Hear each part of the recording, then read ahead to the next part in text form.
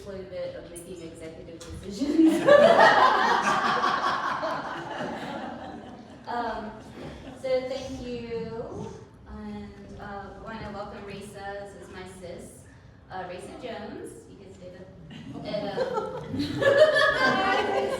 told her I felt like when you're in high school and you sneak one of your friends over to your school and like, you can eat lunch with us, and like not wanting to like go around, hey, this is my friend, this is my friend, this is the monk, this is, you know, the nuns. So I'm just really pleased that she came out. She took me up from the airport, she's taking me back. And just very quickly, I met Risa a few years ago, probably 2019. She's an enrolled tribal member of the Lumbee tribe of North Carolina, and I traveled down to North Carolina to a genealogy symposium. My family is from New Mexico and California, Pueblo and indigenous of Mexico and the United States. And at the time I was serving as board member of Baltimore American Indian Center. So we met and bonded immediately because we both are silly and laugh and love arts and crafts. And I was barefoot, and we were learning how to basket weave and twining our baskets, and then she kicked off her shoes, and then we're like, yay, we're two barefoot Indians running around. So thanks for welcoming the East Coast Indians to this. And then a couple years later, I recruited Risa as a keynote speaker in South Africa, and I recruited a team of ambassadors, Turtle Island to South Africa, and she thought that my Facebook had got hacked, because I was like, she's like, I don't know you, girl, why are you asking me to go to South Africa with you? So I dragged her to South Africa, and she shared her ribbon skirt teachings, and we were able to work with women in domestic violence shelters, and we bought beautiful African fabric and the ribbons, and donated sewing machines. And at first, some of the women were like, what are you going to teach us, and where's Turtle Island anyway?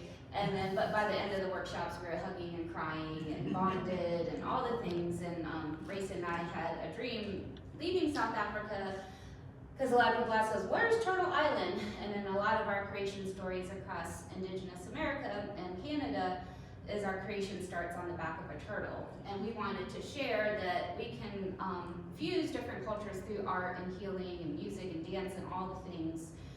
So a couple years later, of course, I find myself in Spokane, moved to Spokane, and found a job at the Healing Lodge of Seven Nations, which is a treatment facility for youth based upon Native American teachings. So I'm working there, and I'm like, hey, Risa, there's a job opening. And she's like, I don't know about that. So she happened to have been in the area doing some stuff, and we had started a campaign called Stolen Land, Stolen People, going through our shared histories of African and Native histories, and kind of that seed of what we created in South Africa.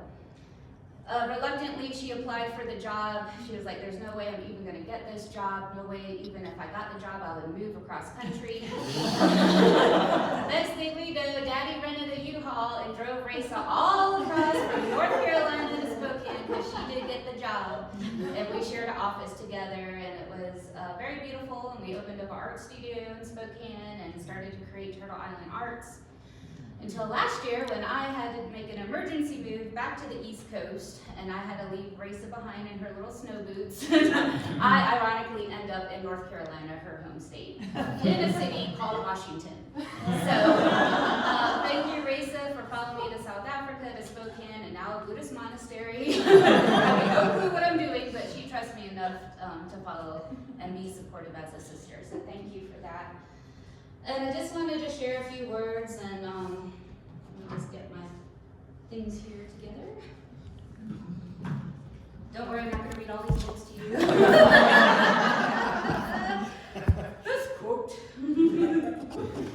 Okay. So I tried to make sense of why I took a week off of work with no pay to come out again to the Abbey.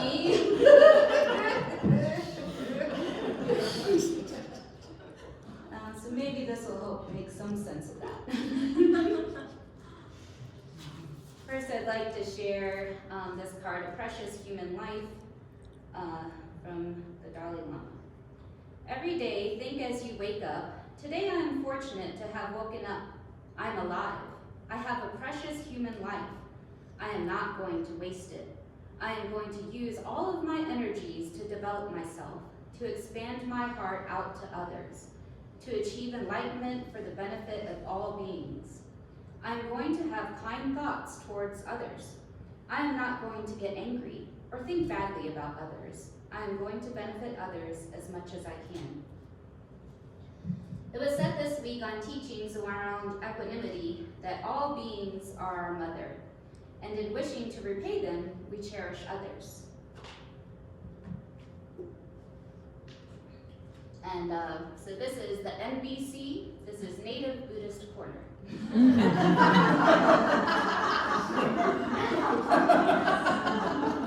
So from Lakota woman Mary Craw Dog, a Cheyenne proverb, a nation is not conquered until the hearts of its women are on the ground. Then it is done, no matter how brave its warriors, nor how strong their weapons.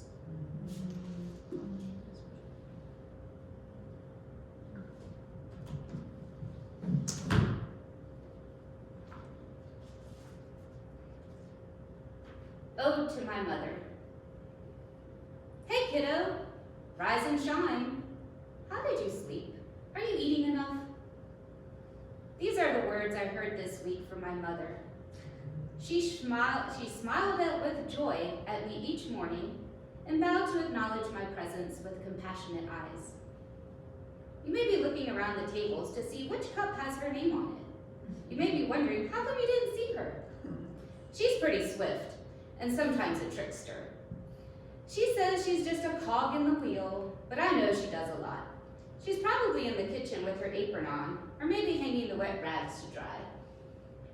I'm glad she was here this week and helped me to find tampons, Tylenol, clean shelves, scoop up spiders, scrub toilets, scrub mushrooms, roll scrolls, roll carpets, wipe down counters, and fold the towels and washcloths. Although she did have to remind me a few times about my lateness to breakfast kitchen duty, I tried to make her proud that I remembered how to cut the zucchini how she taught me last year. And I'm delighted that she trusted me to follow the cinnamon apple recipe. Although, side note, she still measured out the cinnamon and salt. But don't get it twisted. My mom isn't all about making delicious breads and cookies. She's as tough as any Harley and was swinging a chainsaw around outside as easily as she sorts the mail. She picked me up in a big truck and we lifted heavy logs and long branches and cleaned up the road. She didn't notice how clumsy I really am and let me figure out how to get up and down the ditches myself. We built a fire and offered cedar for cleansing and sang songs.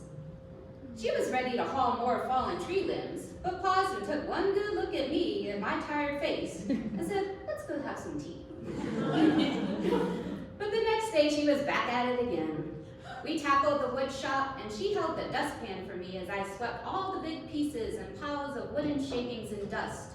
We laughed at all the endless dust and did our best. Ironically, the thought of why did I come home for a visit if I was just going to do all these chores didn't cross my mind. She knew I was missing a week of pay to be here. The deep lessons she taught me this week started with silent and guided meditations. I explored the possibility of letting go of questions like, do I belong? What is my purpose? She taught me how to think about taking on others' suffering. She said, start with emptiness. If you get fearful, back out and study emptiness more.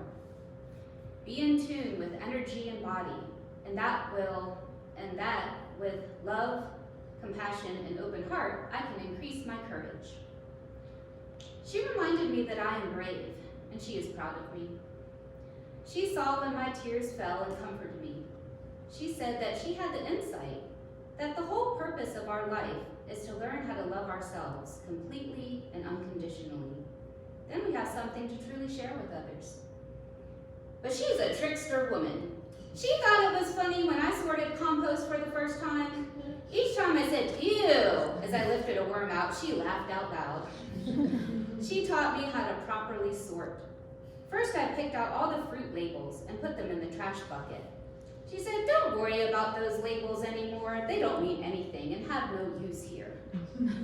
I sifted the layers against the grate, letting the soft compost gather in the wheelbarrow.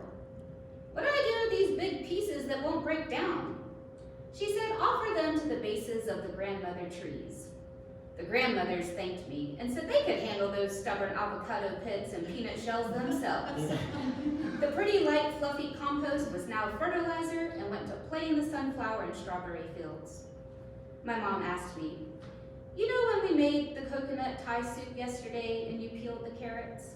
I said, "Yes." She said, "Think about all the parts of the carrot we used.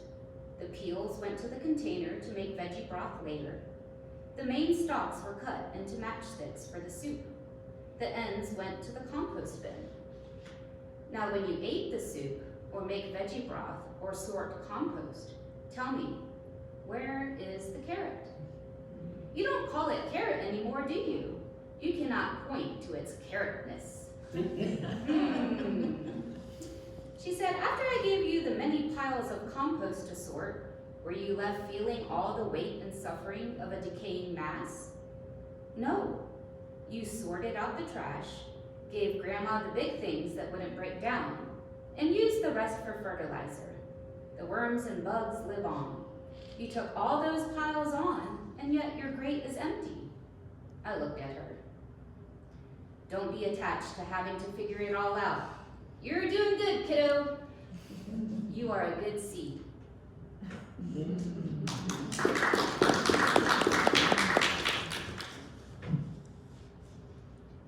And on page 38 of the Book of Joy, there's a Tibetan saying, "Wherever you have friends, that's your country. Wherever you receive love, that's your home."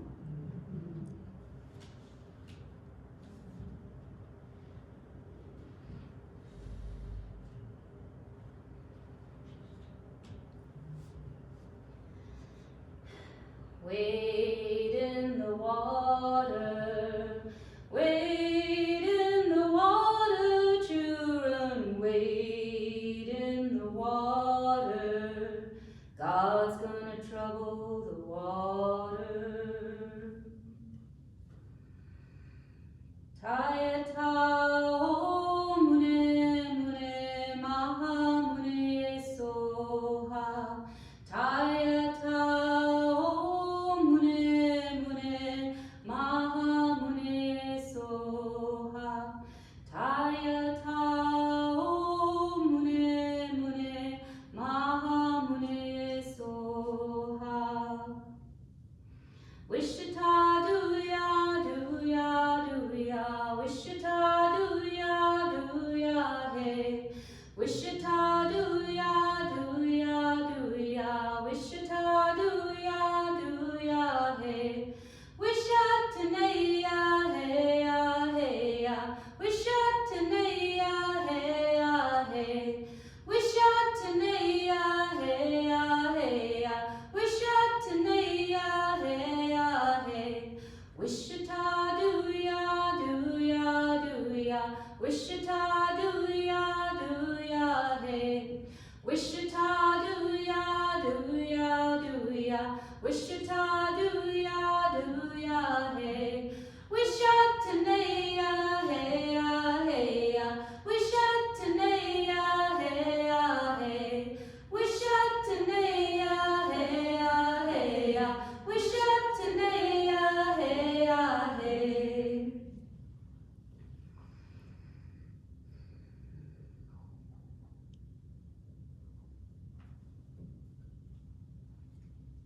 For all our mothers, I honor my mother, Patsy Marie Gonzalez Shane, my grandmothers Lucy Marquez, Esther Gonzalez, my mother-in-laws Carolyn Falayan, Theophra Silver, Beatrice Dema, and my foster mothers Brenda Watt, Margaret Keltner.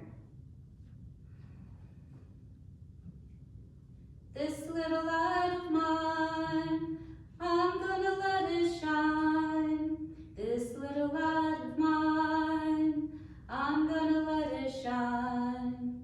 This little light of mine, I'm gonna let it shine. Let it shine, let it shine, let it shine.